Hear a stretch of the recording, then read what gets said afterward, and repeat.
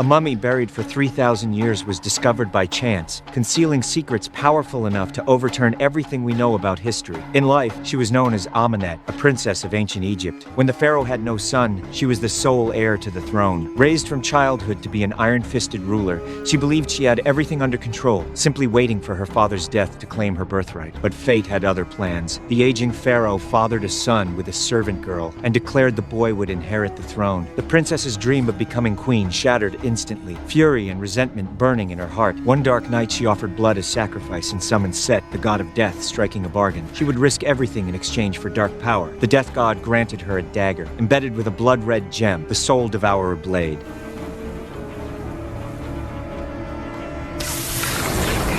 The moment she gripped the dagger, mysterious runes crawled across her body. She gained immortality and the power to control death itself, her eyes transforming into an eerie amber. She stormed the palace and murdered her father and her infant brother.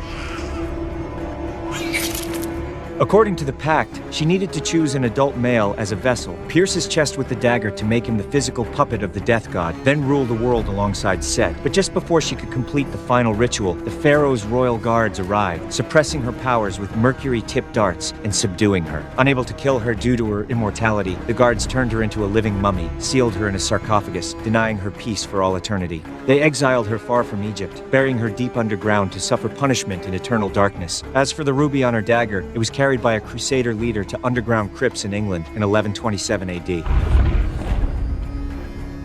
My name's Nick, Army Reconnaissance. During missions, I'd sometimes pocket artifacts and flip them on the black market for extra cash. This time in Iraq, I'd swiped an ancient tomb map from an archaeologist named Jenny. Turned out the location was a rebel stronghold. My partner Vale and I not only didn't find the tomb, we triggered a massive firefight and got pinned down by insurgents.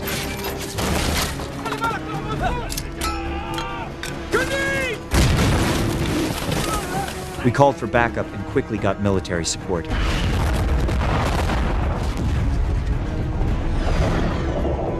Military shells rained down, accidentally blasting open an underground tomb buried for millennia, with massive ancient Egyptian statues standing before its entrance. We immediately reported it to command, and the site was sealed off. Jenny rushed over and asked the colonel for permission to explore the tomb. He gave us 2 hours, and assigned Vale and me to go down with her. Officially for protection, really for supervision, we rappelled down into the tomb on ropes. The space inside was staggeringly huge. Walls covered in ancient text, mercury dripping everywhere. All of it pooling toward the center of the burial chamber. Jenny explained that mercury was used in ancient Egypt to suppress evil spirits. This wasn't an ordinary tomb, it was a prison. We switched on high-powered floodlights and pushed deeper, discovering a pit filled with mercury, surrounded by 6 statues of Anubis.